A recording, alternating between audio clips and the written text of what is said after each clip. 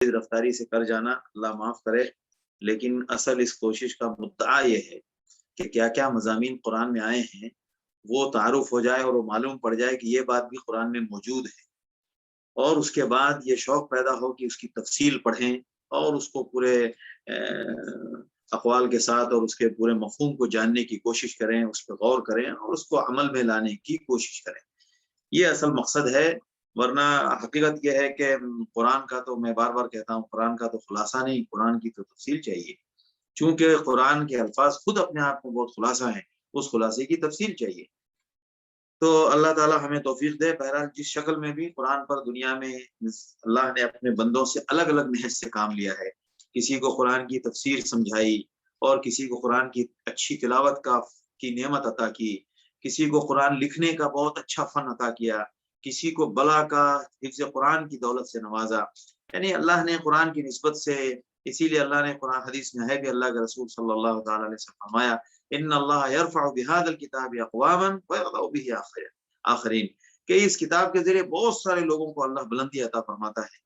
تو یہ الگ الگ محنتیں ہیں، اسی میں سے ایک محنت یہ بھی، اللہ اس کو قبول فرمائے اور ہمیں اس سے فائدہ پہنچے، اور بے شک فائدہ ہوتا ہے۔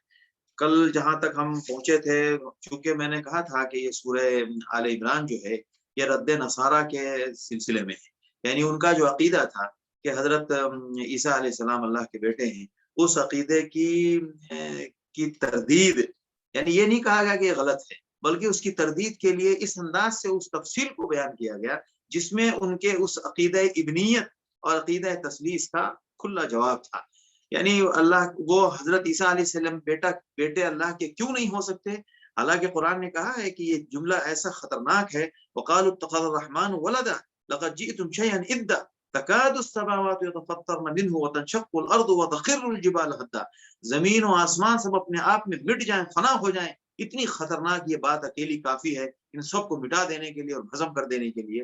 لیکن اللہ نے سمجھایا، چونکہ دارالامتحان ہے اور یہاں انسان کو اپنے عمل، اپنے قول، اپنے دماغ کو استعمال کرنے کا اللہ نے اختیار دیا ہے، اسی میں امتحان ہوگا کہ آپ نے اس کو کہاں استعمال کیا۔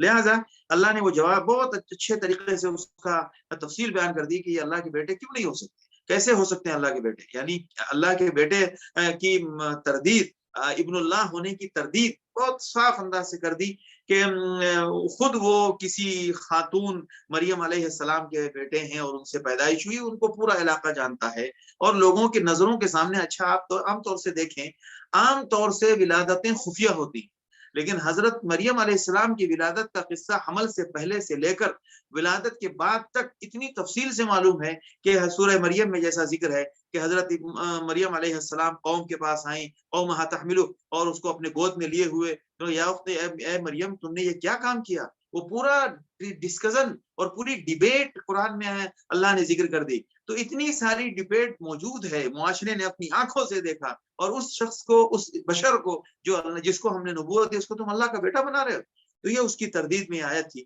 لہذا نہ تو نصارہ کوئی چیز ہے اور نہ یہود کوئی چیز ہے، اور اگر اپنے آپ کو کوئی جماعت صرف مومن کہہ لے تو صرف اس کے مومن کہنے سے بھی وہ جماعت اگر اپنے آپ کو بطور مومن اپنی قومی شناخت کراتی ہے تو وہ بھی کافی نہیں ہے۔ ضروری کیا ہے؟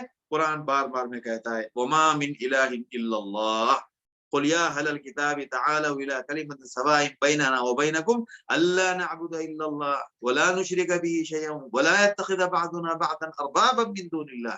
تو قرآن اصول اور ضابطہ بتاتا ہے، لہٰذا اصل جو بنیادی بات ہے، اصول اور ضابطے کو پکڑو، یہ لیبل اور ان عنوانات اور ان ٹائٹل سے کبھی بھی دھوکہ نہیں کھانا چاہیے۔ تو اب یہاں قرآن کہہ رہا ہے ایمان والو، اللہ سے ڈرو جیسا ڈرنا ہے، اور کوشش کرو کہ مرتے دم تک تم اسلام پر قائم رہو، یعنی اپنے اسلام کو بچانے کے لیے بھلے تمہیں اپنی جان قربان کرنی پڑے، اپنی جان قربان کر دو، لیکن اسلام کو بچانا ہے۔ وَلَا تَمُوتُنَّ إِلَّا وَأَنْتُمْ مُسْلِمُونَ کا مطلب یہ ہے کہ اپنی جان بھلے سے گنوانی پڑے، لیکن آپ کو جان جانے دیجئے، لیکن اسلام کو بچا لیجئے، اپنے ایمان کو بچا لیجئے۔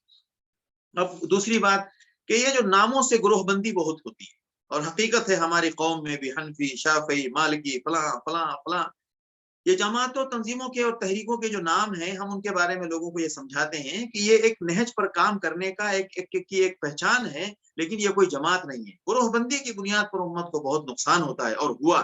ہمارے معاشرے میں مسلکی طور پر جو ہمارے یہاں ان ناموں کی بنیاد پر جو گروہی تصور آ گیا اس نے بہت نقصان پہنچایا۔ اسی طرح مسلکی بنیاد پر جو ہمارے تصور آ گیا اس نے بہت نقصان پہنچایا۔ قرآن اس کو صاف کر رہا ہے کہ جیسے پہلے دین کے نام پر گروہ بندی ہوئی، یہود نصارہ فلاں فلاں فلاں، اب وہ گروہ بندی نہیں چلے گی۔ اسی طرح مسلمانوں کے درمیان آپس میں بھی کوئی گروہ بندی نہیں ہونی چاہیے۔ قرآن کہتا ہے وَاعْتَصِمُوا بِحَبْلِ اللَّهِ جَمِيعًا، اصل مقصود اللہ کے حکم کی پیروی ہے، لہذا اس کا خیال کرو، اصل اللہ کی پیروی کرنے کی کوشش کرو۔ وَلَا تَفَرَّقُوا، اور آپس میں ایک دوسرے میں پھوٹ مت پیدا کرو، علیحدگی مت اختیار کرو، ایک دوسرے سے کٹو مت، ایک دوسرے سے جدا مت ہو جاؤ۔ لہٰذا ہمارے یہاں نماز کے نام پر لوگ جدا ہو رہے ہیں، ہمارے یہاں پر لوگ کام کرنے کے نام پر جدا ہو رہے ہیں۔ اگر ایک قوم کوئی خیر کا کام کر رہی ہے تو ہم اگر فارغ بیٹھے ہیں تو ان کے ساتھ شامل ہو جائیں۔ اگر کوئی جماعت دعوت کا کام کر رہی ہے تو اگر ہم فارغ بیٹھے ہیں تو ہم ان کے ساتھ شامل ہو جائیں۔ یہ نہیں کہ ارے نہیں وہ ہمارے اپنی جماعت والوں کا کام نہیں ہے، وہ ان کا کام ہے، ان کو کرنے دیجیے۔ ہم فارغ بیٹھے ہیں، یہ بات ضرور ہے کہ اگر ہم اپنے کام میں مصروف ہیں اور وہ اپنے کام میں مصروف ہے تو دونوں الگ الگ کاموں میں مصروف ہیں۔ ایک بندہ قرآن پڑھ رہا ہے، ایک بندہ نماز پڑھ رہا ہے، الگ الگ کاموں میں لوگ مصروف ہیں۔ لیکن اگر کام نہیں کر رہے ہیں تو خیر کا جہاں بھی کوئی کام ہو رہا ہے، اللہ کی مرضی کے لیے اگر انسان زندہ ہے اور کچھ کرنے کا جذبہ رکھتا ہے تو وہ یہاں پر سمجھ میں آ جائے گا کہ جب کوئی خیر کا کام ہو رہا ہو تو اس میں اس کو لپکنا چاہیے۔ کیا قرآن نے شاندار بات کہی، فَاسْتَبِقُوا الْخَيْرَاتِ أَيْنَمَا تَكُونُوا يَأْتِ بِكُمُ اللَّهُ جَمِيعًا۔ خیر کا کام جہاں کہیں بھی ہو رہا ہے آپ بڑھیں آگے۔ آپ کو کوئی چیز رکاوٹ نہیں بننی چاہیے، نہ مسلک رکاوٹ بننا چاہیے، نہ تحریک کا نام رکاوٹ بننا چاہیے، نہ کوئی دوسری چیز رکاوٹ بننی چاہیے۔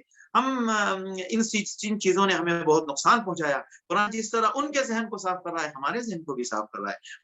وَاعْتَصِمُوا بِحَبْلِ اللَّهِ جَمِيعًا وَلَا تَفَرَّقُوا وَاذْكُرُوا نِعْمَتَ اللَّهِ عَلَيْكُمْ عَدَانٍ، یہ آپس میں پھوٹ پڑے گی تو دشمنیاں پیدا ہوں گی۔ لہٰذا وہی ہوا پہلے کہ اللہ کی نعمت کو یاد کرو، جب تم دشمن تھے ایک دوسرے کے ان بنیادوں پر، جب تم بٹ گئے تھے تو تم آپس میں کتنے دشمن تھے، ایک دوسرے کی جان کے دشمن تھے، اور اللہ نے تم کو تمہارے دلوں کو جوڑ دیا اور ایمان اور اسلام کی نعمت سے تم کو بھائی بھائی بنا دیا، ورنہ آگ کے دہانے تک پہنچ گئے تھے۔ اللہ تعالیٰ اپنی نشانیاں اسی طرح کھول کھول کر بیان کرتا ہے۔ اسی طرح اللہ نے فرمایا کہ اس کے لیے طریقہ کیا ہے، ایک امت ہمیشہ خیر کی طرف بلائے، اپنے مشن کو زیادہ انٹروڈیوس نہیں کراؤ، خیر کی طرف بلاؤ۔ ہمارا مقصد کیا ہے، اللہ کا کلمہ بلند ہو۔ ہمارا مقصد کیا ہے، معاشرے سے برائیاں ختم ہو۔ ہمارا مقصد کیا ہے، انسانیت کے کام آئیں۔ ہمارا مقصد کیا ہے، اللہ کو راضی کریں۔ یہ بنیاد سب کی ہونی چاہیے، انداز اور طریقہ الگ الگ ہو سکتا ہے، مقصد سب کا یہی ہونا چاہیے۔ لہذا قرآن کہتا ہے تم میں ایک ایسی امت ہونی چاہیے جو لوگوں کو خیر کی طرف بلائے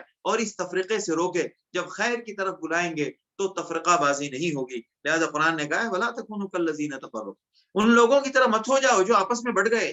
یہودی تھے، یہودی کے بعد دوسری قوم آئی وہ بڑھ گئے، پھر اس کے بعد وہ جماعت بڑھ گئی، اس کے نیچے آئے پھر عیسائی بڑھ گئے، سب ایک دوسرے سے کٹتے چلے گئے۔ اس طرح کٹنے کا نظام مت رکھو اور ان لوگوں کی طرح مت ہو جانا، بلکہ تم کو ہم نے کلمے پر جوڑا ہے، کعبے پر اور قبلے پر جوڑا ہے، لہٰذا آپ اس پر اپنے آپ کو سب وہاں آ کے جڑ جائیے۔ یہ تو اللہ کی نعمت ہے کہ کہیں نہ کہیں امت محمدیہ اکٹھا ہے۔ کچھ علامات اور کچھ شاعر ایسے ہیں، بقیہ تو ہم بھی نیچے اور دوسری سطحوں پر اور دوسرے دائرے میں ہم بھی بہت بٹے ہوئے ہیں۔ ہمیں بھی اپنی اصلاح اور اپنی ان واقعات سے عبرت حاصل کرنا چاہیے۔ قرآن نے صاف کہہ دیا کہ یوم تبیض وجوہ، جس دن انعام کا دن ہوگا، اس دن جو لوگ اس دن کو یاد کرو جب کچھ لوگوں کے چہرے سیاہ ہوں گے اور کچھ لوگوں کے چہرے ایک دم چمک رہے ہوں گے۔ یہ اللہ کی نشانیاں جو تم کو بیان کرتا ہے۔ اللہ نے بیان فرمایا امت کی شناخت کے طور پر ذمہ داریاں یاد دلائی، جس طرح جس طرح سورہ بقرہ میں یہود کے خلاف، یہود کے مد مقابل ہمیں امت محمدیہ کو ذمہ داریاں اور نصیحتیں کی جا رہی تھیں، اسی طرح یہاں بھی کی جا رہی ہے کہ وَلِلَّهِ مَا فِي السَّمَاوَاتِ وَمَا فِي الْأَرْضِ، دراصل زمین و آسمان کا سب کچھ اللہ کا ہے، لہٰذا آپ کو ہر کام اللہ کے لیے کرنا ہے، اور آپ ایک بہترین امت ہیں، لہٰذا آپ لوگوں کو خیر کی طرف بلائیے۔ تأمرون بالمعروف، بھلائی کا حکم دیجیے، برائیوں سے روکیے، اور اللہ کی ذات پر ایمان رکھیے۔ وَلَوْ آمَنَ أَهْلُ الْكِتَابِ، اگر اہل کتاب بھی ایمان لے آتے تو ان کے لیے بہت اچھا تھا۔ اس میں آگے ایک آیت میں ذکر کیا جا رہا ہے کہ دیکھو جب یہ ٹکراؤ ہوگا، اہل کتاب تمہاری باتوں سے جب تم ان کی اصلاح کی کوشش کرو گے تو اہل کتاب اس سلسلے میں تم سے ٹکرائیں گے تو بہت ساری باتیں ہوں گی، اس میں مقابلے کی ضرورت کا مرحلہ آئے گا اور کچھ نقصانات کی بات ہوگی، تو ان کے ساتھ مقابلے میں جب صورتحال یہ ہو تو آپ ٹینشن نہ کریں، لن یضروکم الا اذی، وہ آپ کا کچھ نہیں بگاڑ سکتے، بس تھوڑی موڑی تکلیف پہنچا دیں گے، زیادہ سے زیادہ وہ آپ کو اتنا ہی نقصان پہنچا سکتے ہیں، اتنا ہی آپ کو اس کا نقصان کر سکتے ہیں کہ آپ کو کچھ تکلیف پہنچا دیں، لن یضروکم الا اذی وَإِن يُقَاتِلُوكُمْ، لیکن جب آپ کے سامنے آئیں گے تو وہ بھاگ جائیں گے، اور تاریخ یہی ہے کہ جب بھی صحیح طور پر اسلام نے کی جنگ ہوئی ہے تو وہ سب بھاگ گئے، وَإِن يُقَاتِلُوكُمْ ثُمَّ لَا يُنصَرُونَ، اور اللہ نے ان کے اوپر ذلت طاری کر دی ہے، ضُرِبَتْ عَلَيْهِمُ الذِّلَّةُ وَالْمَسْكَنَةُ،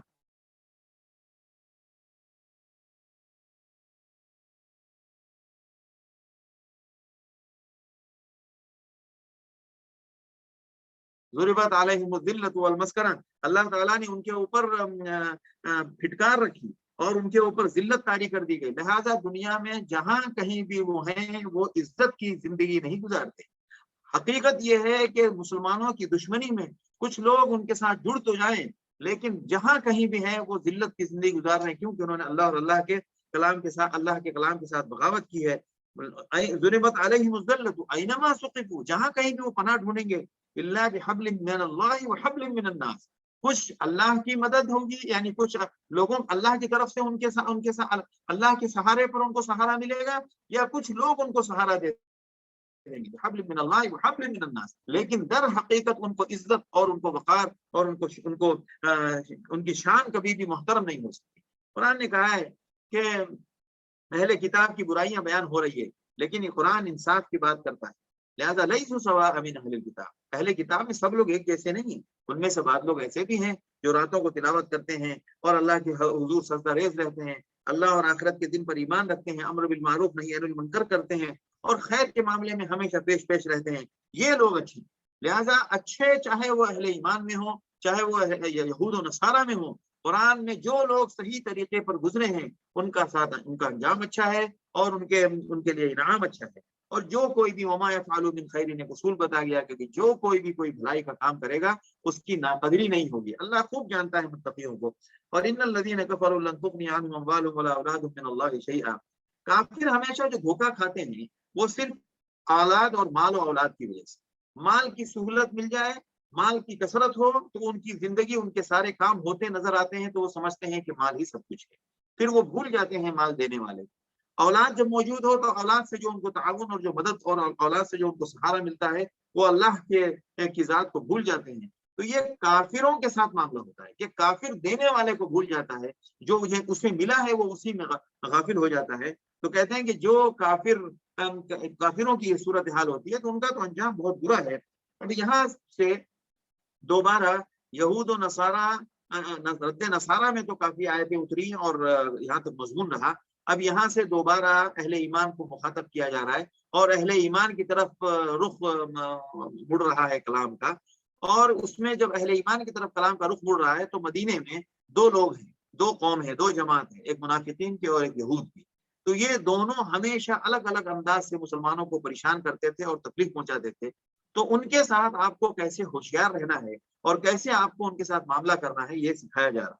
لہذا کہا جا رہا ہے کہ جو لوگ دنیا میں جو کچھ بھی خرچ کرنے والے جو دشمن جو آپ کے ہیں وہ جتنا بھی خرچ کر ڈالیں ان کی حیثیت ایسی ہے، مثل ما ينفقون في هذه الحیات الدنیا كمثل ريح فيها سر اصابت حرث قوم ظلموا انفسهم، کہ ایک تیز ہوا جو ٹھنڈ والی ہو اور اس کے اندر اولے اور برف باری کے ساتھ ایک تیز ہوا چلے اور وہ کسی ایسی قوم کے کھیت پر پہنچے جس کھیت کے اندر اس کھیت کو ہلاک کر دے، تو اب اس کھیت وما ظلمهم اللہ، تو یہ جو ہلاک ہونے کے بعد ان کی اپنی حرکت کی وجہ سے یہ ہلاک ہوگا، لہذا یہ اللہ کی طرف سے کوئی ظلم اور زیادتی نہیں ہے۔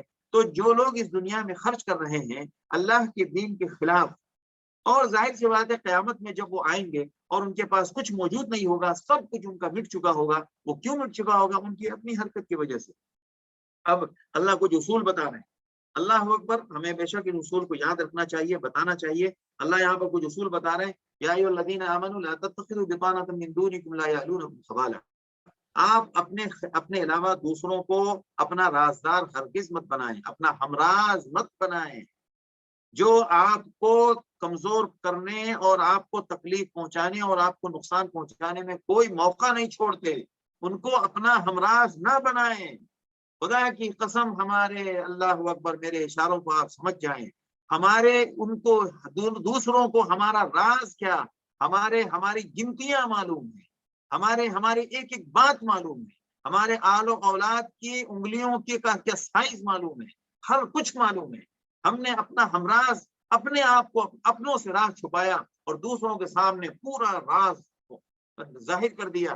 نتیجہ کیا ہوگا کہ جب ہمارا راز ان کے پاس معلوم ہوگا تو ہمارا روب ان سے ختم ہو جائے گا، اور ان کو ہمارے لیے سازش کرنے کے لیے بڑی آسانیاں حاصل ہو جائیں گی۔ قرآن نے ان اسباب کے تحت ہمیں کہا، اللہ اس کے بغیر ہمیں غلبہ دے سکتا ہے، لیکن اللہ ہم سے چاہتا ہے کہ ہم دشمن کو دشمن سمجھیں اور دشمن سے اپنے آپ کو کتنا بچانے کی کوشش کریں۔ لا تتخذوا بطانة من دونكم لا يلونكم خبالا ودوا ما عنتم، وہ تو چاہتے یہی ہے کہ آپ پریشان رہیں۔ ودوا ما عنتم، غور سے سنیے ان آیتوں کو، یہ آیت نمبر 118 ہے، بہت غور سے سنجیدگی سے میں کہتا ہوں اللہ اکبر، ہمارے تمام دنیا کی حکومتوں کو جو اسلام مسلمانوں کے نام پر حکومتیں ہیں، اللہ ان کو ان آیتوں سے جوڑے اور ان آیتوں کو سمجھے۔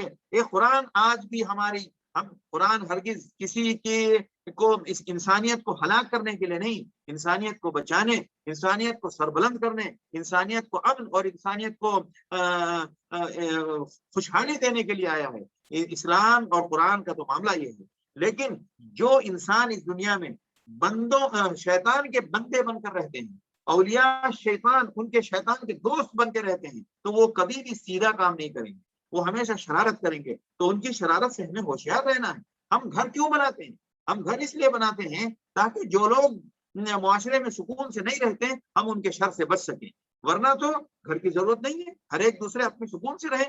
لیکن کچھ لوگ ایسے ہوتے ہیں، تو ہمارا گھر بنانا دراصل کسی کو تکلیف پہنچانے کے لیے نہیں ہے، بلکہ لوگوں کی شر سے بچنے کے لیے ہے۔ تو اسی طرح دشمن کے راز کو جاننا یہ اس لیے ہوتا ہے۔ لہذا ودوا ما عنتم، وہ تو چاہتے یہی ہے کہ آپ پریشان رہیں، لہذا ہم نے اپنے سارے راز ان کو بتا دیے، تو فطری بات ہے کہ وہ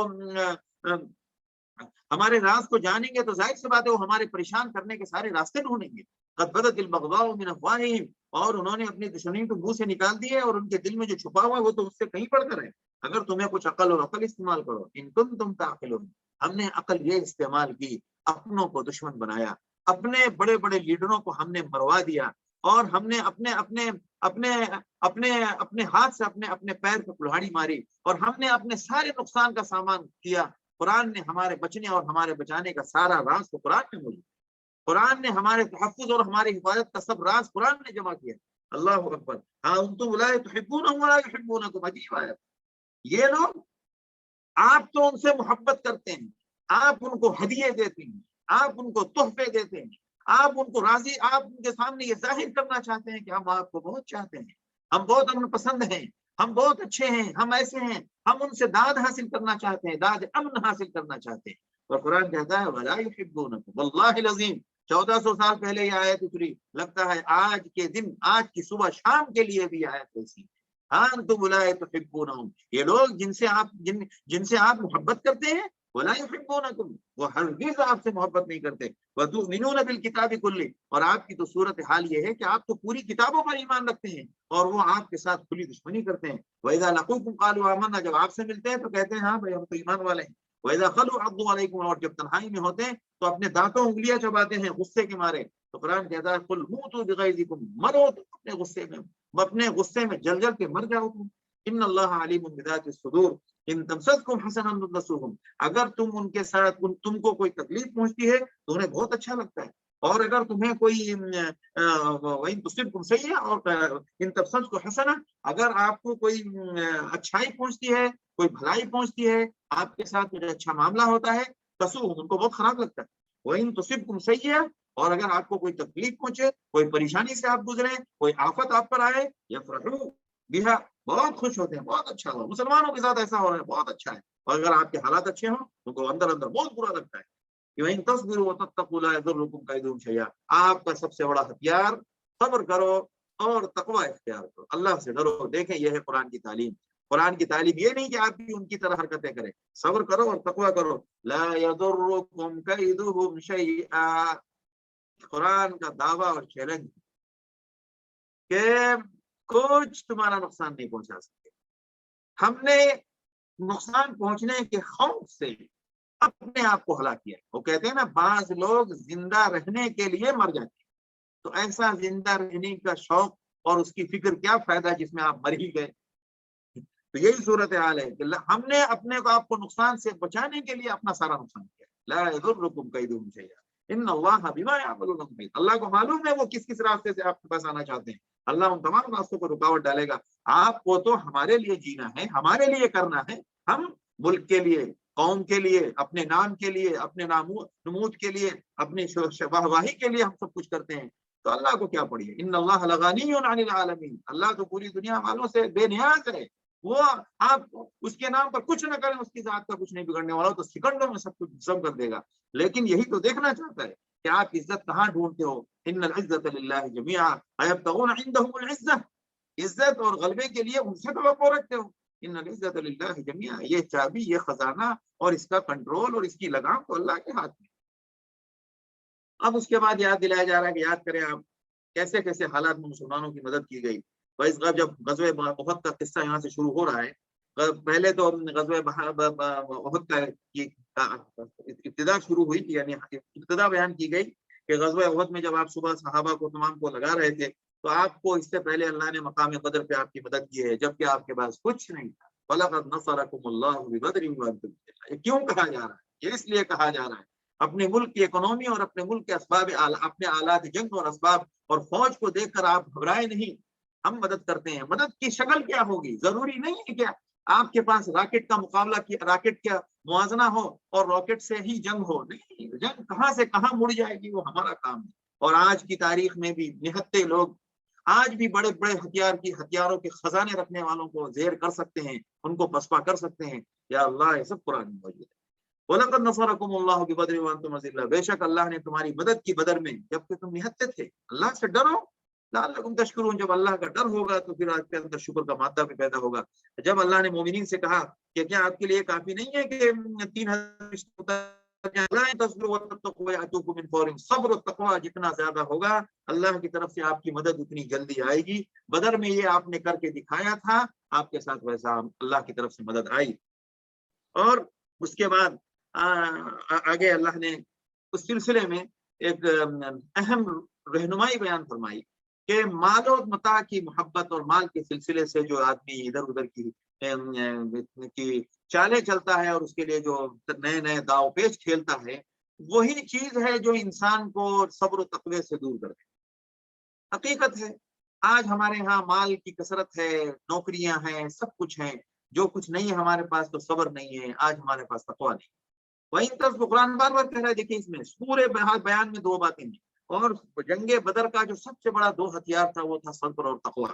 بعض علماء نے لکھا ہے کہ اس چیز کی تھوڑی سی کمی احد میں ہوئی تو اللہ تعالیٰ نے فوراً گرفت کر لی. اللہ اکبر. وہ حضرات صحابہ کرام جو تقوی اور جو شکر اور جو صبر کا نمونہ تھے، ان کے یہاں اگر تھوڑا سا گراف نیچے آیا تقوی کا تو اللہ کے یہاں سے پکڑ آ گئی. تو اب ہم آپ کی شمار میں لا الہ الا اللہ وحدہ لا شریک. تو اس طرف رہنمائی کی جا رہی ہے کہ دیکھیے سود کے نظام سے اپنے آپ کو بالکل پاک کریں، کیونکہ اس وقت تک سود کی حرمت نہیں آئی تھی. لا تاکلوا الربا اضعافا مضاعفا. سود کا نظام بہت خراب ہے، یہ مال کی ہوس کا داؤ پیچ ہے. اور جہنم سے ڈرو کیونکہ وہ جہنم تک پہنچانے والی چیز ہے. اللہ اور اللہ کے رسول کی پیروی کرو. رسول موجود ہے، سب کا جتنی دنیا میں انسانیت موجود ہے سب کی ذمہ داری ہے، سب کے اوپر فرض ہے کہ وہ رسول کی پیروی کرے اور اللہ کی اطاعت کرے اور اللہ کی مغفرت کی فکر میں پڑ جاؤ. اور اس جنت کے لیے جس کی جنت جو زمین و آسمان سے بھی وسیع ہے، اور متقیوں کے لیے جو تیار کی گئی ہے، متقیوں کے 4 اوصاف بیان کیے گئے. ایک تو یہ کہ وہ ہر حال میں انفاق کرتے ہیں، اپنے غصے کو قابو کرتے ہیں اور لوگوں کو معاف کرتے ہیں اور استغفار کرتے ہیں. استغفار کا مطلب اگر ان سے کوئی گناہ ہو جائے، لہذا متقیوں سے گناہ ہو سکتا ہے اور ہونے کا پورا امکان ہے. گناہ ہونے کے بعد بھی ایک بندہ متقی ہوتا ہے اور متقی رہ سکتا ہے. گناہ ہونے کے بعد بھی انسان متقی رہتا ہے. فرق یہ ہے کہ متقی بندہ گناہ ہونے کے بعد فوراً استغفار کرتا ہے اور جو متقی نہیں ہوتا ہے وہ گناہ کرنے کے بعد بے پرواہ لاپرواہ گھومتا ہے. یہ فرق ہے. لہذا قرآن میں ہے کہ جب کوئی گناہ ہو جائے اور ظلم انفسهم ذکر اللہ، اور ان کو اللہ یاد آتا ہے اور استغفار کرتے ہیں. اب یہ چیز بتائی گئی کہ آپ تقوی اختیار کریں. تقوی کیا ہے؟ مالی طور پر آپ کو صبر کرنا ہے، لہذا بے صبری میں انسان سود کے چکر میں پھنستا ہے. بے صبری یاد رکھیے گا، سودی لین دین کے جتنے بھی معاملات ہیں اس میں ہماری بے صبری کو دخل ہے. ہم کو جلدی چاہیے، جلدی چاہیے، ہمارے پاس کیش نہیں ہے، ہم فوراً سود کا سہارا لیتے ہیں. اور تقوی کی چیزیں یہ بتائی گئی، انسان انفاق کرے اور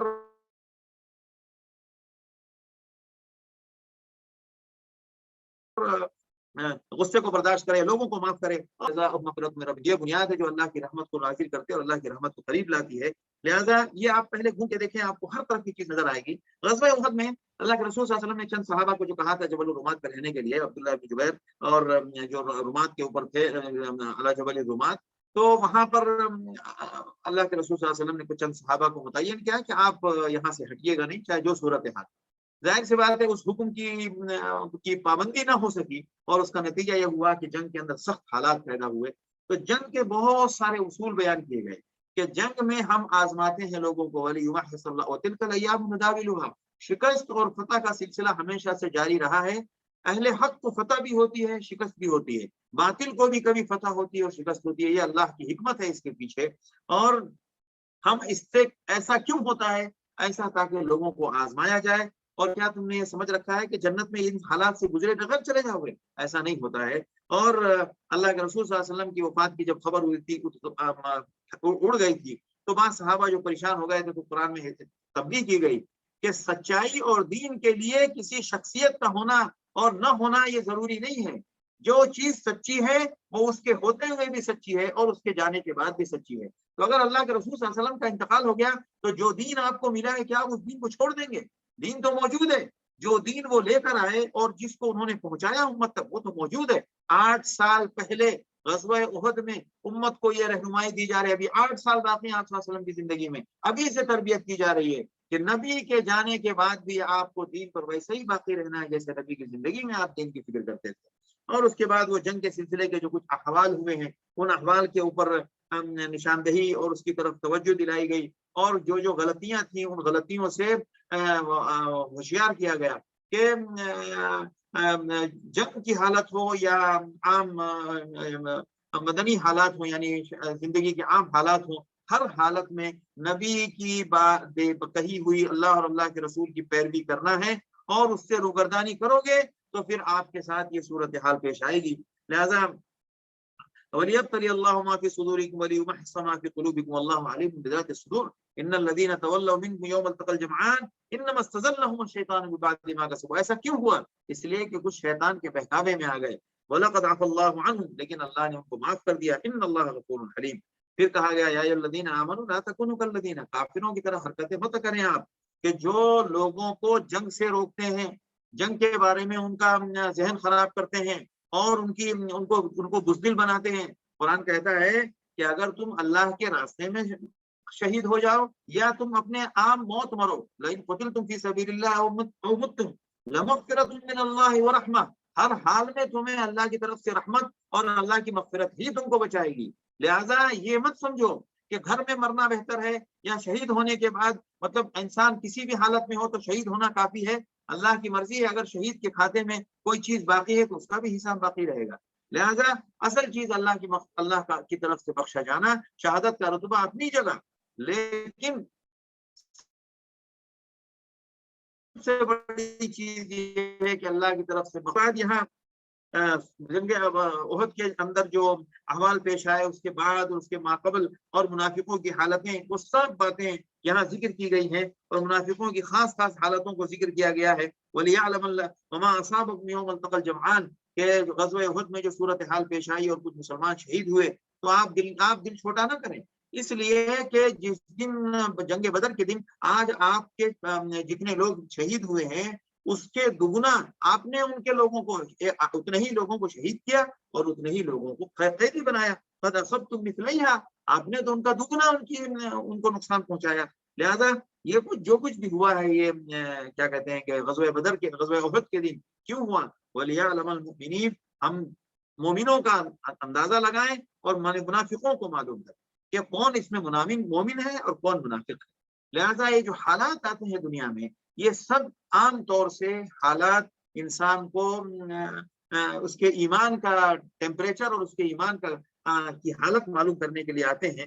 اس کے بعد مومنوں کے لیے شان بتائی گئی کہ مومن ڈرتے نہیں ہیں اور مومن کبھی بھی مایوس نہیں ہوتے۔ الذین استجابوا للہ والرسول من بعد ما اصابهم القرح، کہ غزوہ احد کے مکمل ہونے کے بعد اگلے دن خبر آئی کہ پھر یہ لوگ دوبارہ پلٹ کے واپس آ رہے ہیں، کیونکہ انہیں یہ احساس ہوا کہ ارے ہم تو خالی ہاتھ جا رہے ہیں، نہ ہمارے ہاتھ میں کوئی قیدی ہے اور نہ ہمارے پاس مال غنیمت ہے، ہم نے تو کچھ لوگوں کو بس مار لیا اور کچھ فائدہ تو ہوا نہیں، مکے پہنچ کے ہم لوگوں کو دکھائیں گے کیا؟ تو یہ واپس آنے کا جب ارادہ کر رہے تھے تو یہ خبر جب آئی تو اہل ایمان کو جب کہا گیا تو اہل ایمان دوبارہ اٹھ کھڑے ہوئے کہ بے شک وحسبنا اللہ ونعم الوکیل، اللہ ہمارا کارساز ہے، اور یہ دوبارہ مقابلے کے لیے کھڑے ہوئے اور ابھی خود نڈال تھے۔ تو کہتے ہیں کہ اس نڈال ہونے کے باوجود فانقلبوا بنعمت من اللہ وفضل لم يمسسهم، جب انہوں نے اپنا اللہ کی ذات پر توکل ظاہر کیا اور اس نڈال ہونے کے باوجود، زخموں سے چور ہونے کے باوجود، جب انہوں نے اپنا اعتماد اور اپنا یقین اللہ کے ساتھ مضبوط کیا تو اس اللہ کی نعمت اور اللہ کے فضل سے ان کی حالت ایسی ہو گئی کہ ان کا سارا درد اور ان کے ساری جو کمزوری تھی وہ دور ہو گئی۔ لم يمسسهم، ایسا لگا جیسے کہ کل کچھ ہوا ہی نہیں تھا، تازہ دم ہو کے پھر نکل پڑے۔ واتبعوا رضوان اللہ، اور مقصد کیا تھا؟ اللہ کے حضرت، اللہ کو راضی کرنا ہے، رضوان اللہ، واللہ ذو فضل عظیم، اور اللہ ہمت دیتا ہے، اللہ کا فضل ہے کہ اللہ جس کو ہمت مل جائے۔ انما ذلکم الشیطان یخوف اولیاء، ڈرانے والی حرکت یہ شیطان کرتا ہے۔ فلا تخافوهم وخافونی، لہذا اس سے مت ڈرو مجھ سے اگر تمہارے اندر ایمان ہے۔ مومن اللہ سے ڈرتا ہے اور دوسرے کسی سے نہیں ڈرتا ہے۔ ولا يحزنك الذين يسارعون في الكفر، ہم ہمیشہ اس آیت کو ہمیشہ اپنے گھروں کی دیواروں پر ٹانگ دیں۔ ہم آج کل الٹا کام کرتے ہیں، ہمیں ساری ٹینشن اس بات کی ہے کہ غیروں کے پاس کیا کیا ہے۔ قرآن کہتا ہے غیروں کے پاس کیا کیا ہے اس کی ٹینشن مت لیجیے۔ ولا يحزنك الذين يسارعون في الكفر، کفر کے معاملے میں یہ لوگ جو بہت پیش قدمی کر رہے ہیں اور جو کچھ بھی حرکتیں کر رہے ہیں مسلمانوں کو نقصان پہنچانے کے لیے، ایمان کو اسلام کو مٹانے کے لیے، اور جو کچھ بھی مسلمانوں کے خلاف سازشیں کرنے کے لیے اور کفر کے نام پر جتنی بھی حرکتیں کریں، آپ ٹینشن نہ کریں۔ ولا يحزنك الذين يسارعون في الكفر انهم لن يضروا الله شيئا، یہ کس کا بگاڑے گا؟ اللہ کا کچھ بگاڑ سکتے ہیں؟ یرید اللہ، حقیقت یہ ہے کہ ان کو آخرت سے جتنا یہ حرکتیں کر رہے ہیں اتنی ان کی محرومی بڑھ رہی ہے۔ ان الذين اشتروا الكفر بالايمان، جو لوگ کفر کو بیچ کے ایمان کو بیچ کے جنہوں نے کفر خرید لیا ہے وہ اللہ کا کچھ نہیں بگاڑ سکتے۔ اور کافروں کے بارے میں یہ گمان رکھو، ولا يحسبن الذين كفروا انما نملي لهم خير لانفسهم، آپ یہ مت سمجھے کہ جو ہم کافروں کو ڈھیل دے رہے ہیں تو ان کے لیے بہت اچھا ہے۔ انما نملي لهم، ان کو تو ڈھیل اس لیے دی جا رہی ہے تاکہ ان کا گناہ اور بڑھتا جائے، کیونکہ انہوں نے حرکتیں اتنی خراب کی ہیں۔ جب ان کو ڈھیل دیتی نقصان کیا ہو رہا ہے کہ ان کو آخرت میں ان کا عذاب اتنا سخت ہوگا، وَلَهُمْ عَذَابٌ مُهِينٌ۔ اور اسی طرح ہم مومنوں کو بھی یوں ہی نہیں چھوڑ دیں گے، مومنوں کو بھی آزماتے ہیں، ان کو سخت مراحل سے گزارتے ہیں۔ مَا كَانَ اللَّهُ لِيَذَرَ الْمُؤْمِنِينَ عَلَىٰ مَا أَنْتُمْ عَلَيْهِ حَتَّىٰ يَمِيزَ الْخَبِيثَ مِنَ الطَّيِّبِ، کہ کس کے ایمان کا گراف کتنا ہے، کس کے ایمان کا درجہ حرارت کتنا ہے، اور کتنے اس کے پیمانے، کس پیمانے کا ایمان ہے، اس کا کس درجے کا ایمان ہے، یہ ہم آزماتے ہیں، اور خبیث اور طیب کو ہم الگ الگ کر لیتے ہیں۔ وما كان الله ليطلعكم، ہم آپ کو غیب کی بات کو نہیں بتائیں گے۔ وما كان الله ليطلعكم على الغيب ولكن الله يجتبي من رسله من يشاء، لیکن اللہ اپنے رسولوں میں سے جس کو چاہے رسول بنائے گا۔ فآمنوا بالله ورسوله، تو یہ تو اللہ کا کام ہے، اللہ جس کو رسول بنائے۔ آپ کی ذمہ داری یہ ہے کہ جو بھی رسول بنا کر بھیجا گیا اور اس نے اپنے دلائل سے ثابت کر دیا کہ میں یہ رسول، اور اس کے رسول ہونے میں اس نے اعلان کیا، اور اللہ نے آیات، اور ہر نبی کے ساتھ کوئی نہ کوئی نشانی، کچھ نہ کچھ علامت ہوتی ہے جو اس کی رسالت پر دلالت کرتی ہیں، وہ سب کچھ مل جانے کے بعد انسان کو ایمان میں دیر نہیں کرنا چاہیے، اور جس نے جتنی جلدی اس آیت کو سمجھ لیا وہ اللہ کی اتنا بڑا خوش نصیب ہے وہ۔ وَإِن تُؤْمِنُوا وَتَتَّقُوا فَلَكُمْ أَجْرٌ عَظِيمٌ۔ اور اب اس کے بعد اہل کتاب کی، اور بالخصوص یہود کی ایک بہت بڑی جو خرابی تھی وہ مال سے محبت۔ مال کے لیے وہ بڑے داؤ پیچ بھی کرتے تھے، اور مال کے لیے وہ طرح طرح کے ہیلے بھی کرتے تھے، اور اس کو روکنے کی بھی کوشش کرتے تھے۔ تو یہاں پر قرآن نے کہا ہے کہ ان یہودیوں کے نظام اور ان کے مزاج کے اوپر کبھی نہ چلے۔ وَلَا يَحْسَبَنَّ الَّذِينَ يَبْخَلُونَ بِمَا آتَاهُمُ اللَّهُ خَيْرٌ لَهُمْ، جو کچھ بھی وہ کرتے ہیں وہ سب برا ہے۔ آپ دیکھ لیجئے ان آیتوں کی روشنی میں آج ہمارا معاشرہ ہر وہ کام کرنے کو زیادہ ترجیح دیتا ہے جو یہودیوں کا ہے۔ اور ہر اس کام سے دور ہے جو قرآن کہہ رہا. ہم نے تو اپنے بڑے بڑے تقریروں کرنے والوں کو سنا ہے، یہودی دیکھیے 2% ہیں، اتنے اتحاد پر ہیں، یہودی ایسے ہیں، یہودی تعلیم میں ایسے ہیں، یہودی ایسے ہیں، یہودی ایسے ہیں. قرآن کہتا ہے بھائی آپ کو پڑھنا ہے تو چپ چاپ تعلیم کی فضیلت کی بنیاد پر پڑھو. اب یہودیوں کے پاس بہت تعلیم ہے تو اس بنیاد پر کیوں پڑھ رہے، اس کو نشانہ بنا کے کیوں پڑھ رہے ہیں؟ بھائی تعلیم اچھی چیز ہے، پڑھو. اب اگر آپ اس نیت سے پڑھ رہے ہیں کہ یہودی ہیں تو قرآن تو کہہ رہا ہے کہ ان کے کسی طرز اور رویے کو اختیار مت کرو. ہمارے داعی حضرات یہ بات کرتے ہیں، اسی لیے دعوت کیا دینی ہے یہ بہت اہم بات ہوتی ہے. آج اللہ معاف کرے ہم تو خلاصے میں ہیں، اس تفصیل میں نہیں جا سکتے. اب ان کی ایک اور حرکت بیان کی گئی کہ یہ کہتے ہیں کہ تمہارا نبی تو ہے وہ چندے مانگتا ہے، تو اس کا مطلب ہے تمہارا رب جو ہے وہ فقیر ہے اور مالدار ہے. تو قرآن کہتا ہے ان کی یہ بات بھی دیکھیں، یہ ان کی کتنی خطرناک بات. دوسری یہ کہ اللہ نے ہم سے عہد دیا ہے کہ ہم کسی بھی نبی پر اسی وقت ایمان لائیں گے جب وہ کوئی ایسا ہدیہ اور کوئی ایسی بھیٹ اللہ کے حضور پیش کرے جو آنکھ کھا جائے. تو قرآن کہہ رہا ہے کہ بھائی اس سے پہلے نبی بہت ساری ایسی نشانیاں لے کر آئے تو ان کو کیوں جھٹلا دیا آپ نے؟ اگر یہ نبی وہ تمہارے مطابق، جبکہ وہ نبی وہ سارے معجزات لے کر آئے جو تم نے مانگا تھا، اس کے باوجود فلیما قتلتموہم ان کنتم صادقین. اب اللہ کے رسول کو کہا جا رہا ہے کہ اگر یہ آپ کو جھٹلا رہے تو اس سے پہلے بہت نبیوں کو جھٹلایا انہوں نے. اب یہاں پر مومنین کی پھر ایک بات تسلی دی جا رہی ہے، لَتُبْلَوُنَّ فِي أَمْوَالِكُمْ وَأَنفُسِكُمْ، آپ کو آپ کے مال اور آپ کی جان میں بہت زیادہ آزمایا جائے. وَلَتَسْمَعُنَّ مِنَ الَّذِينَ أُوتُوا الْكِتَابَ وَمِنْ قَبْلِكُمْ وَمِنَ الَّذِينَ أَشْرَكُوا، آپ سے پہلے کے جو اہل کتاب ہے ان سے اور مشرکین سے آپ کو بہت زیادہ تکلیف کی باتیں سننی پڑیں گی. کرنا کیا ہے؟ وَإِن تَصْبِرُوا وَتَتَّقُوا، صبر کرنا ہے اور تقوی اختیار کرنا ہے.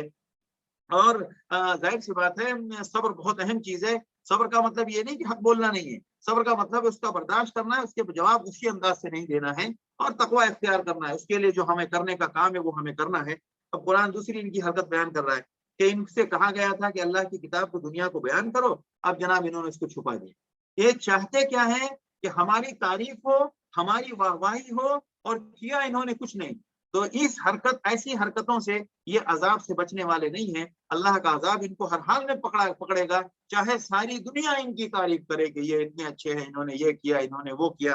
اب پوری صورت کا مضمون جو ہے مرکزی وہ اپنی جگہ پر آ گیا کہ اصل بات ہے اللہ کی وحدانیت کو ماننا. لہذا ان فی خلق السماوات والارض واختلاف اللیل والنہار، زمین و آسمان کی خلقت یہ سب اللہ کی ہے، اور اس میں اہل ایمان وہ ہیں جو اس پہ غور کرتے ہیں. اس کے بنانے والی ذات صرف اللہ کی ہے اور کسی نے نہیں بنایا، اور ہر جگہ اللہ کی ذات وحدہ لا شریک اکیلی ہے.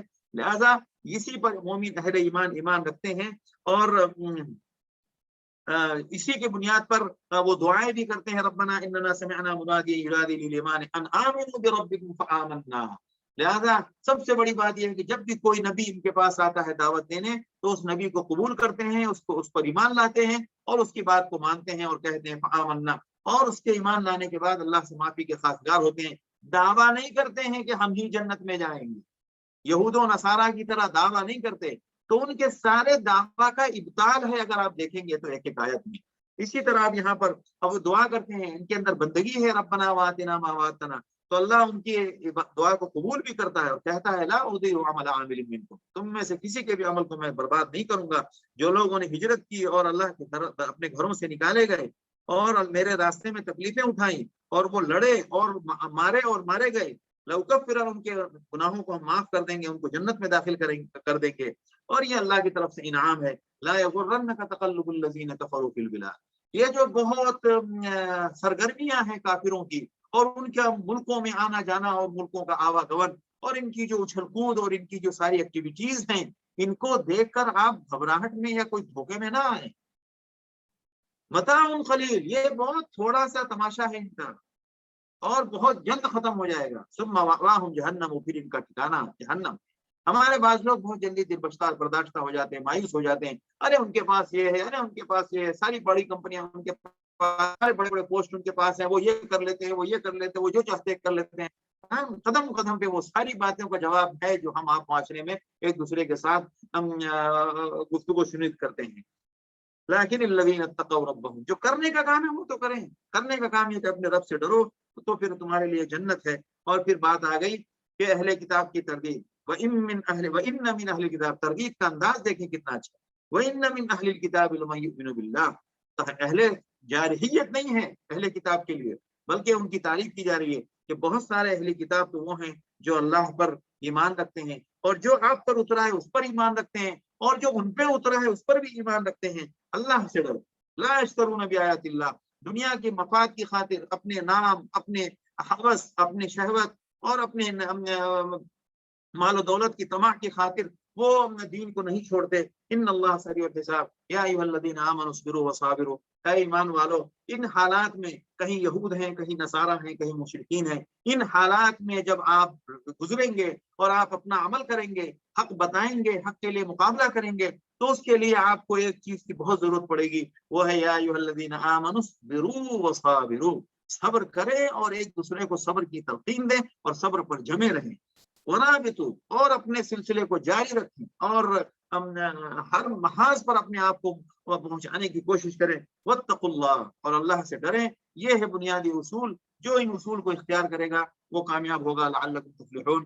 اللہ تعالی ہمیں صحیح فہم نصیب فرمائے اور قرآن سے جوڑ کے رکھے۔ میں پھر کہتا ہوں کہ یہ بہت اشارات سے ہم گزر رہے ہیں، ورنہ یقین کیجیے ایسی سی آیتیں جو قرآن کی ایک ایک آیت سے گزرتے ہوئے وہاں سے آگے بڑھنے کو دل نہیں کرتا۔ میں تیاری کرتا ہوں تو مجھے دیر ہو جاتی ہے، مجھے پھر بھی مجھے وہ پاروں کی بندی، مطلب اس کورس کے، مطلب اس کو پورا کرنے کے اس میں ارادے میں مجھے آگے بڑھنا پڑتا ہے، ورنہ ایک ایک آیت کہتی ہے کہ پوری زندگی یہاں رکو، اس کے بعد دوسری زندگی کے لیے دوسری تیاری کرو۔ الحمدللہ رب العالمین۔ جزاک اللہ خیر مولانا توقیر۔ سامعین کرام، الحمدللہ ثم الحمدللہ، آل عمران آج ہم نے آواز نہیں آ رہی ہے آپ کی۔ وہ موڈ کی وجہ سے ہوتا ہے، پتا سامعین کو آتی ہے آواز، میں سمجھتا ہوں وہ شاید موڈ کی وجہ سے ہوتی ہے، یا ابھی بھی نہیں آ رہی آواز؟ ہمارے تو آ رہی ہے، آپ کے پاس صاف۔ ہاں تو مولانا توقیر، میں سمجھتا ہوں آپ کا مائک کھول دیں، انمیوٹ کر لیں آپ کا۔ جی آپ بولیں۔ ہاں، یہ سلیم صاحب کا ایک سوال ہے، وہ لے لیتے ہیں۔ یہ کیا مشکل ہے، آواز نہیں آ رہی؟ ہلو، السلام اچھا، سلیم علیکم۔ صاحب کی آواز آ رہی ہے آپ کو؟ نہیں، کسی کی نہیں آ رہی، اصل میں بیچ میں کال آ گئی تھی نا، لگتا ہے اس کی وجہ سے گڑبڑ ہو گئی ہے کیا، اللہ جانے۔ ایک منٹ، لیکن آپ کی آواز بہت کلیئر ہے ہم کو۔ نہیں، آپ میوٹ ہو گئے، اب میوٹ ہو گئے، انمیوٹ کریں آپ۔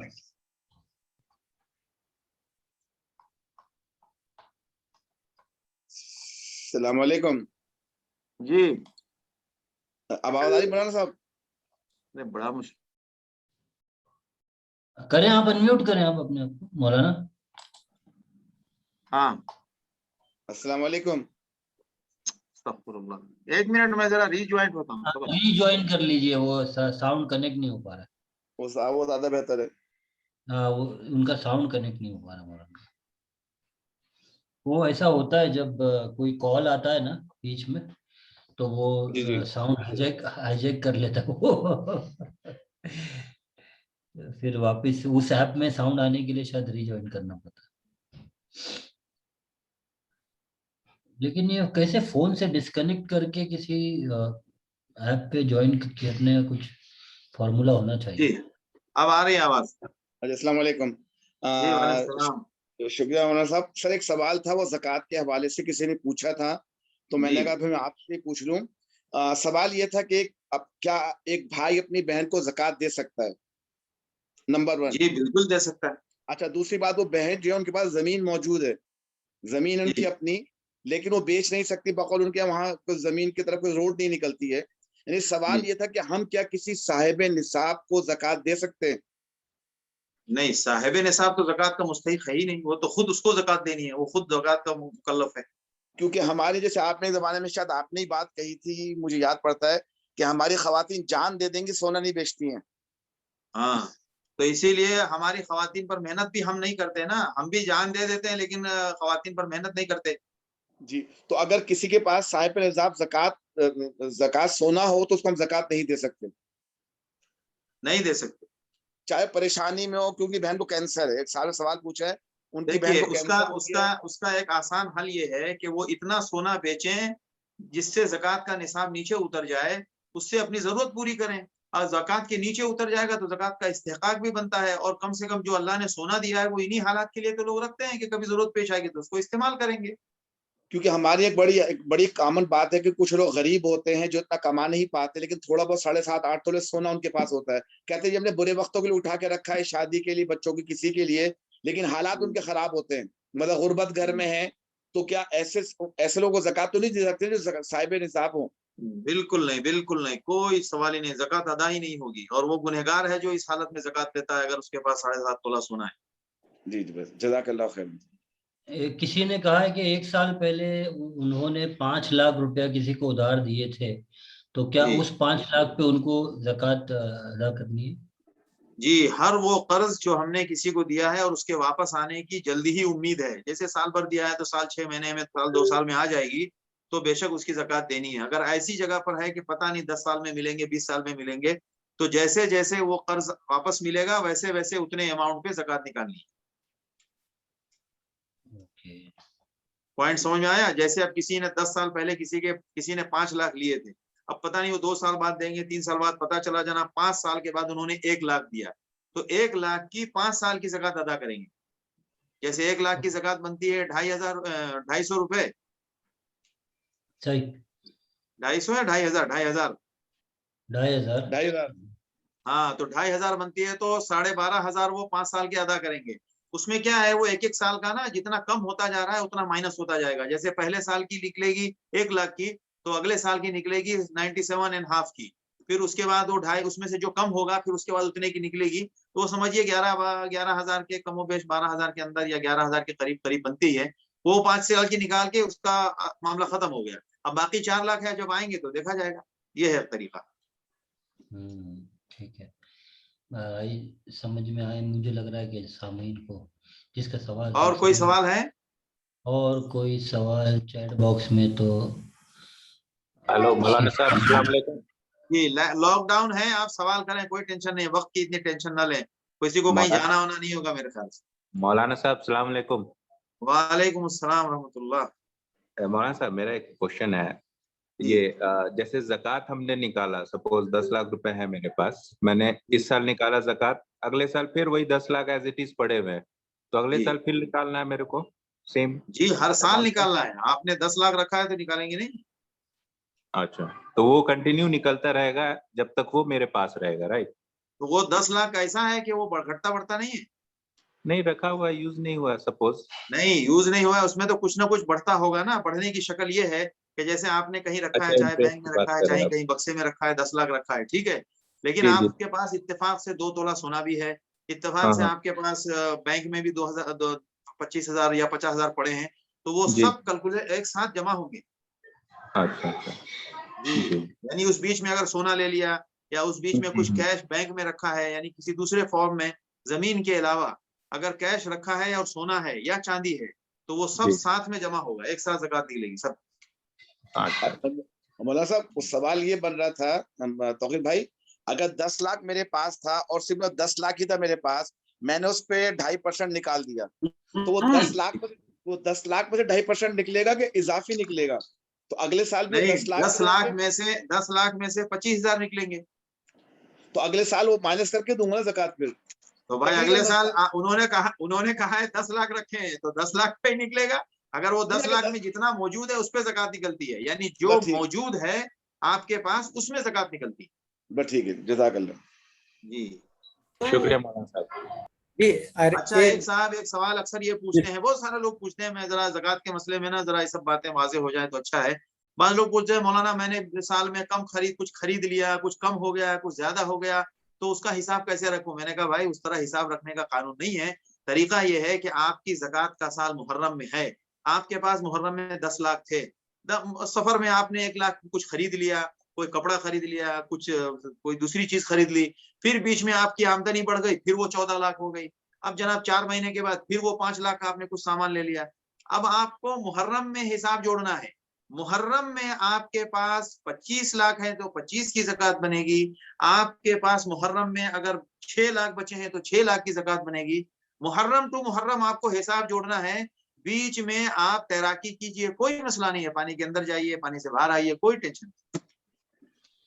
اچھا یہ سیونگز ہوگی نا, یہ انکم نہیں ہوگی, یہ صرف مال کا کیلکولیشن, یہ سیونگز ہوگی نا ان کی جو آپ نہیں, بچت. سیونگز کیا ہے, جو کچھ آپ کے پاس موجود ہے. سیونگ کیا, اگر آپ سیونگ سے مراد کیا لینا چاہ رہے ہیں, بینک کے سیونگ اکاؤنٹ میں جو رکھا ہے وہ نہیں, مطلب کہ جو خرچہ نکل جانے کے بعد میں جو بچ جاتا ہے, جی, جو آپ کے پاس موجود ریسٹورینٹ ہے ہے, قرض کے علاوہ, آپ کی حاجات اصلیہ کے علاوہ. جی. لیکن ابھی ایک سوال, اس پہ سال گزرنا ضروری ہے نا, بقول آپ کے, اگر جی, سال سال گزرے گا تو زکوٰۃ کی جو شرطیں ہیں اس میں ہے مسلمان ہونا, بالغ ہونا, قرض کا نہ ہونا, اور مال نامی ہونا, اور 1 سال گزرنا. یہ سب شرائط ہیں اس میں. مال نامی سے مراد یہ ہے جیسے زمین ہے, زمین کھیت کی, کھیت کے اوپر زکوٰۃ نہیں ہے. اسی طرح مال نامی جو زمین آپ نے کوئی پلاٹ گھر بنانے کے لیے خریدا ہے اس پہ زکوٰۃ نہیں ہے. جیسے آپ کی انڈسٹری ہے, انڈسٹری کی بلڈنگ ہے, اس کے اوپر نہیں ہے. انڈسٹری کے اندر جو آلات ہیں اس کے اندر نہیں ہے.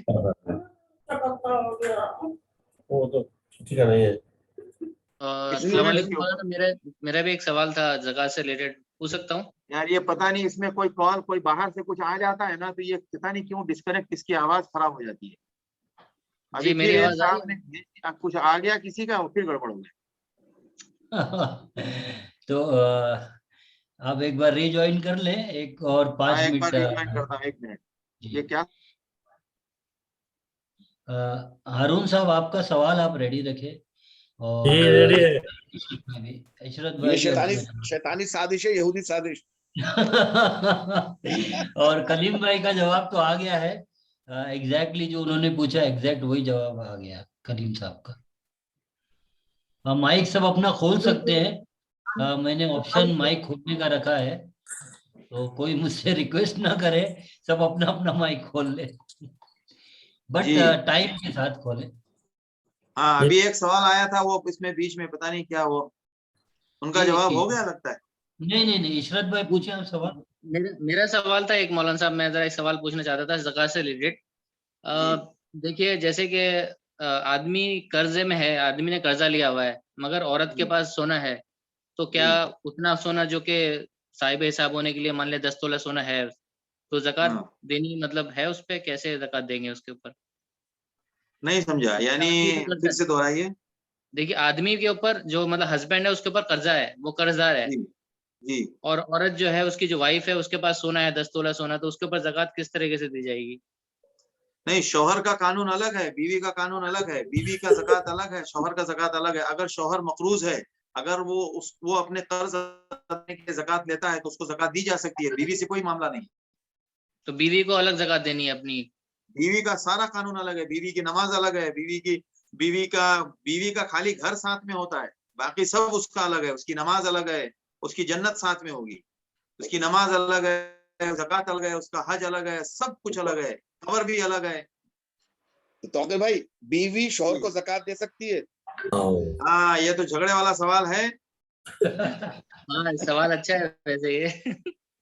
نہیں, کیونکہ بعض ہمارے ائمہ میں اختلاف ہے. بعض ائمہ کے ہاں ہے کہ شوہر کو دے سکتی ہے, احناف کہتے ہیں کہ شوہر کو زکوٰۃ نہیں دے سکتے, اور یہ زیادہ مضبوط مسئلہ ہے اس معاملے میں احناف کا, کیونکہ شوہر کے اوپر عورت کی ذمہ داری ہوتی ہے اور اس کے اخراجات اس کے اوپر ہوتے ہیں. اس بات کا امکان ہے کہ شوہر نے جو زکوٰۃ, بیوی نے جو زکوٰۃ شوہر کو دی, تو وہی پیسہ دوبارہ بیوی کے اوپر بطور خرچ استعمال ہوگا. تو شریعت میں ایک شکل کے اندر یہ منع ہے کہ زکوٰۃ آپ کے پاس پلٹ کر نہیں آنی چاہیے. تو اسی لیے زیادہ مضبوط بات یہی ہے کہ شوہر کو بیوی شوہر کو زکوٰۃ نہ دے. البتہ کوئی مالک نصاب صاحب حیثیت بیوی بھلے سے ہو, لیکن شوہر اگر مقروض ہے تو اس کے شوہر کو زکوٰۃ دینا چاہیے. اس کی بیوی کو نہیں دیکھنا چاہیے کہ اس کے پاس سونا ہے اور وہ صاحب حیثیت. نہیں, میں سوال مجھے صاحب نے سوال پوچھا تھا نا کہ شوہر مقروض ہے, تو کیا بیوی اپنی زکوٰۃ میں سے شوہر کا قرض ادا کر سکتی ہے؟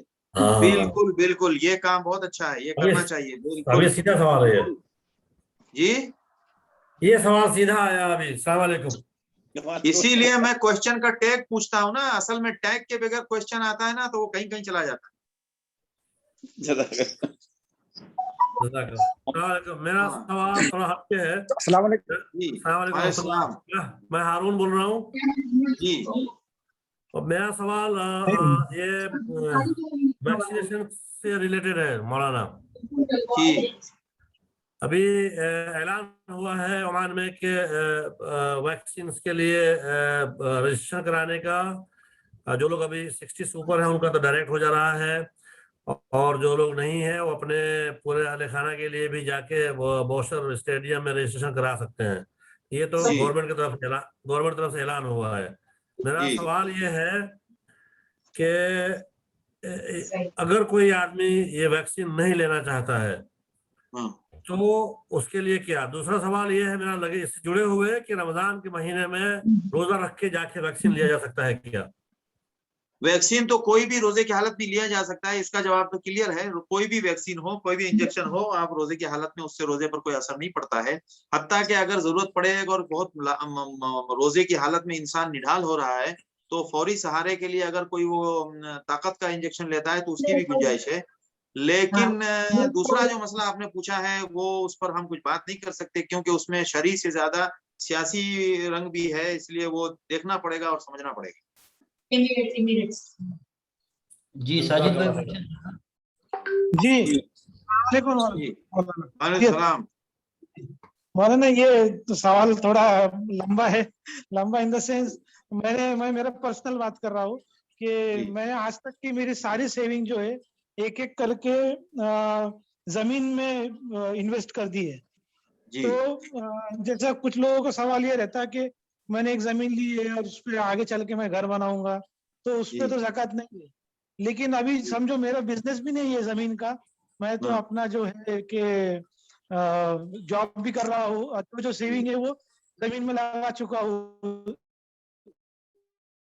एक जमीन समझो 10 साल से है मेरे पास, एक जमीन 6-7 साल से है, एक जमीन 2-3 साल से है। तो अभी ये सब 3 जमीन जो है मेरे पास, तो मैं आज तक तो ये करता आया हूँ कि इसकी वैल्यूएशन के हिसाब से ज़कात देता हूँ। तो मुझे थोड़ा क्लैरिटी चाहिए, मेरे थ्रू बहुत से लोगों के लिए भी आंसर मिल जाएगा कि मैं मतलब ऐसे सिचुएशन में हम क्या करें ज़कात का कैलकुलेशन।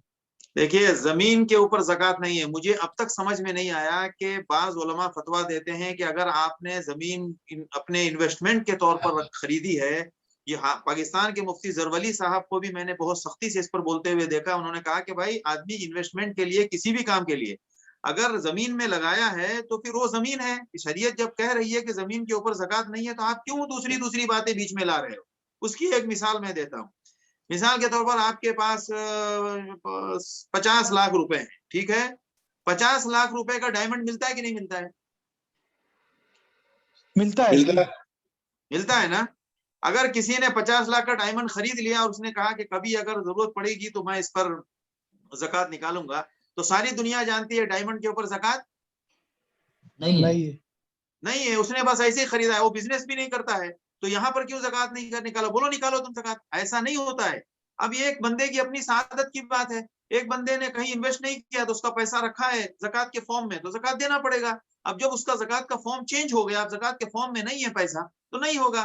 जमीन ज़कात के फॉर्म में नहीं आती है, वल्लाहु आलम बिस्सवाब। इल्ला है कि कोई रियल एस्टेट का बिजनेस करता है तो उसका तो वो सामान्य तिजारत है, चाहे वो लोहे का करो, चाहे सोने का करो, चाहे जिस चीज का करो, कपड़े का करो, फूड स्टफ का करो, सबके ऊपर ज़कात। लेकिन बिजनेस अगर नहीं है, ऐसे अगर 3 जमीन में से एक जमीन वो बेचता है और फिर और जमीन लेता है वो पैसे से, तो क्या जो जमीन बेच दी उस पे ज़कात बन जाती है? फिर नहीं बनती है जब तक वो ज़कात का उसका महीना है। मिसाल के तौर पर उसके ज़कात का महीना, उसके हाथ में 2 लाख रुपया है, उसने जमीन बेच दी, अभी उसके पास कैश है और अभी उसने जमीन नहीं खरीदी, अभी वो कैश के फॉर्म में जब तक है और उसके साल का महीना आ गया ज़कात का, तो उसको देनी पड़ेगी। हाँ, ओके, पॉइंट समझ में आया? जी मौलाना जी, ये क्लैरिटी। मतलब मौलाना समझो अगर ये जमीन की वैल्यूएशन कितनी भी हो जाए, चाहे मेरी जिंदगी भर की सेविंग, मैं बहुत बड़ा 10 लाख महीने वाला आदमी था, पर मंथ सेविंग करने वाला, पूरे 2-5 करोड़ पर जमीन हो जाए, फिर भी मैं ज़कात के लिए ये 4-5-6 जमीन जो भी होंगी मेरे पास, तो मैं पूरी जमीन पे ज़कात नहीं दूंगा। फिर मतलब मेरे पास नहीं, जमीन के ऊपर ज़कात नहीं पड़ती है तो नहीं होगा, किस्सा खत्म। अब जैसे एक आदमी के पास शेराटन होटल उसका अपना है, अब वो शेराटन होटल के ऊपर ज़कात नहीं बनती है, लिहाजा वो कितना भी महंगा होने दीजिए, 5 शेराटन होने दीजिए उसके पास। जी जी जी।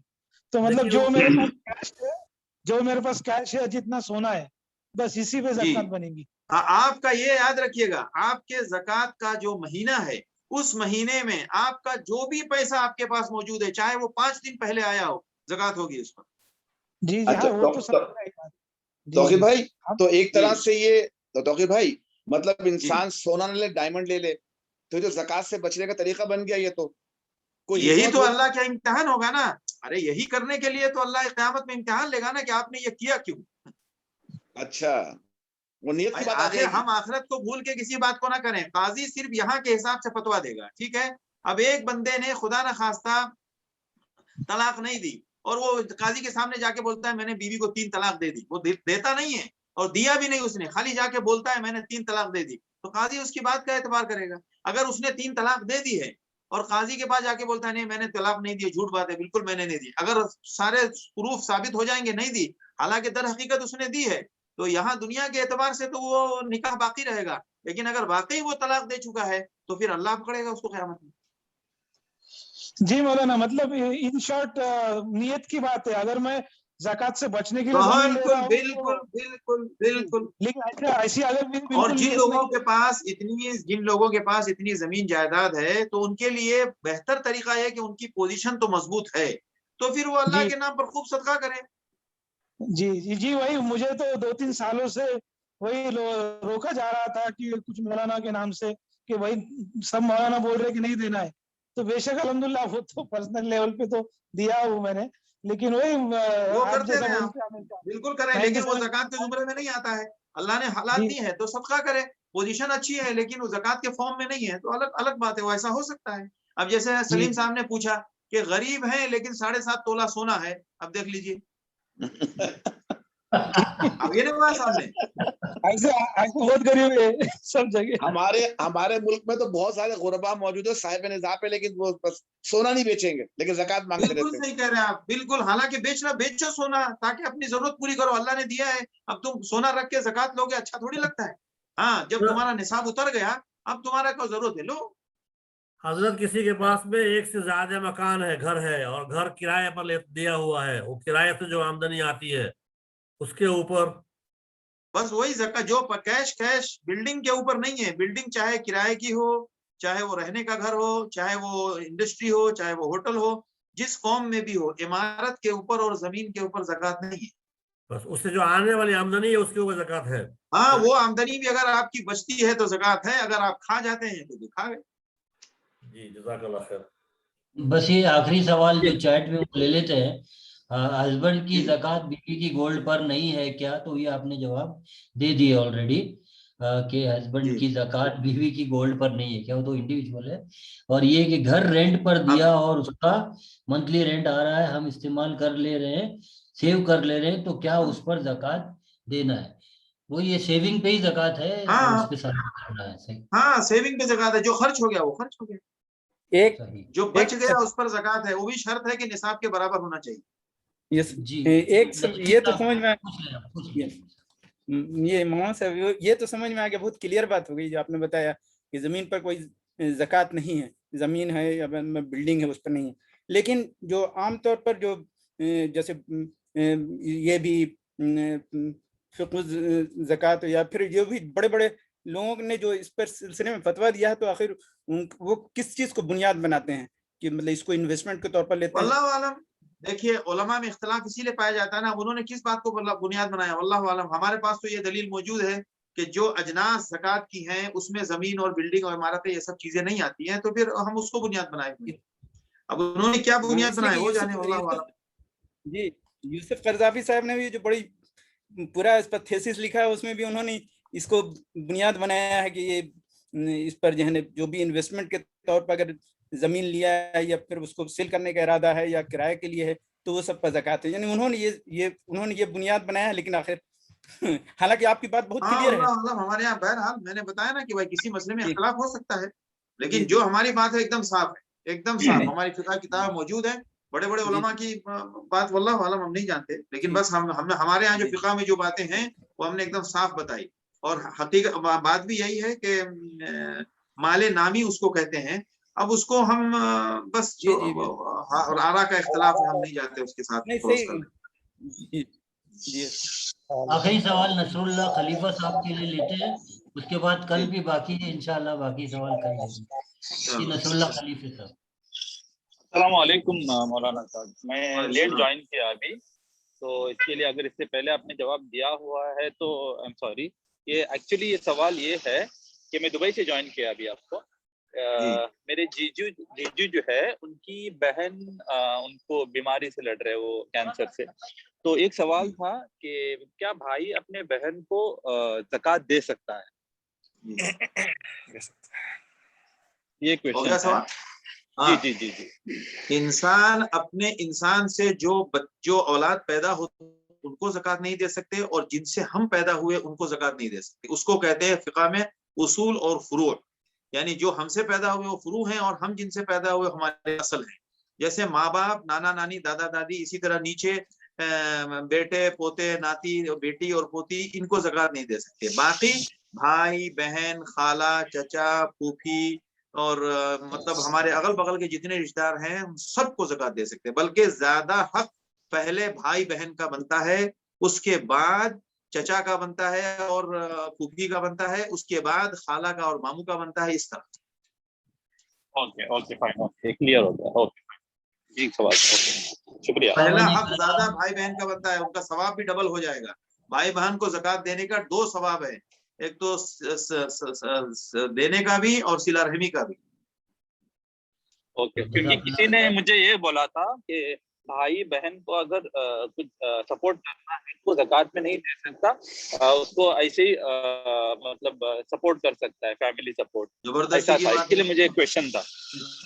زبردستی کی بات ہے. زکوٰۃ کے پہلے مستحق ہمارے اقربا ہوتے ہیں، سب سے زیادہ پہلے مستحق. بھائی یا بہن کو اگر زکوٰۃ دے رہے ہیں تو کیا ان کو بتانا چاہیے کہ یہ زکوٰۃ ہے؟ بھائی بہن کیا دنیا میں کسی کو بھی زکوٰۃ دینے کے ٹائم بتانے کی بالکل ضرورت نہیں ہے. کوئی ضرورت نہیں. جزاک اللہ. جی. اچھا، ایک آج صبح سے مسئلہ چل رہا تھا نان مسلم کا. ایک نان مسلم آرگنائزیشن ہے جو سبھی کی مدد کر رہی ہے کورونا پیڑت جو ہے وہاں پر.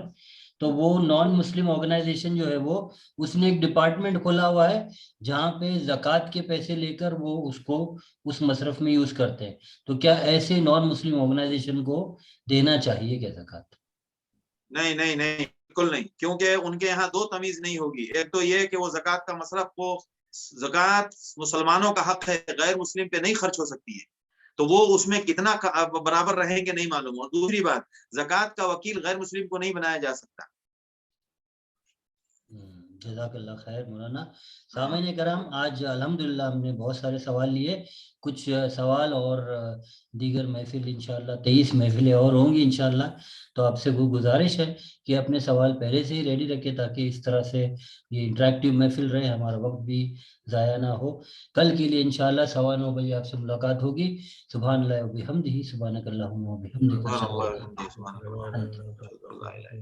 استغفرک و اتوب الیک. السلام علیکم ورحمۃ اللہ.